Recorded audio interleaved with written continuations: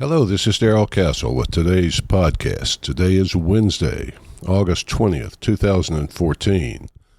And on today's podcast, we are going to discuss the anniversary of the end of the Bretton Woods Agreement and how that has led to the credit-based economy that we have today and to many of the problems that we now face. Today, we will look for answers to the problems that we face today. Bretton Woods was the agreement made after World War II by the Allied powers in which it was decided that the United States dollar would be the world's reserve currency, meaning that international trade would be conducted in dollars. That agreement held up, at least partially, until August 15th, 1971, so we just passed the 43rd anniversary of the end of the Bretton Woods Agreement. That is when President Nixon announced to the world that the U.S. would no longer honor the agreement to allow redemption of dollars for gold.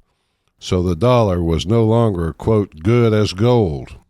The dollar was pegged to a $35 per ounce gold standard, you see. The end of the gold standard gave us the dollar standard, meaning dollars could be redeemed for, well, dollars. Since August 15th, 1971, the United States has been on a collision course with the end of its reserve currency status. What does reserve currency status mean for the United States? First of all, Bretton Woods was in 1944, when 44 nations met in Bretton Woods, New Hampshire. What they agreed to do was form a new monetary system that would stabilize the world's economies with an international currency, the U.S. dollar. The whole plan was based on nations agreeing to an international gold standard with gold pegged at $35 per ounce. When the United States in 1971 recognized that gold at that time had a higher intrinsic value than dollars, and the world held many more dollars than the U.S. could cover at $35 per ounce, the U.S. defaulted and refused any more gold redemption, knowing that the U.S. had its Vietnam War debts and its war on poverty debts to fund.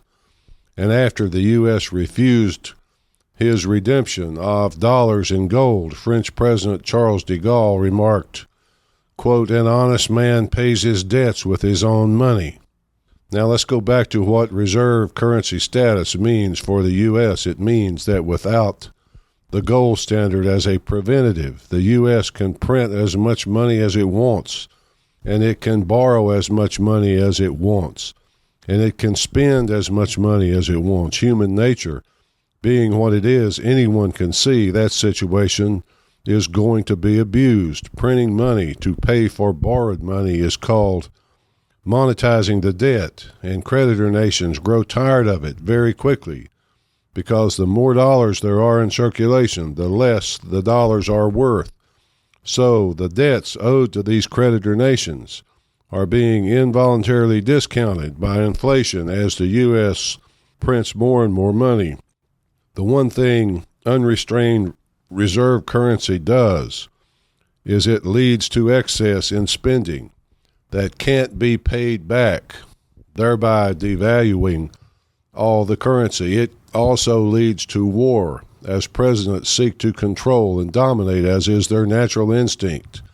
And they never have to answer the question, how will I pay for all this?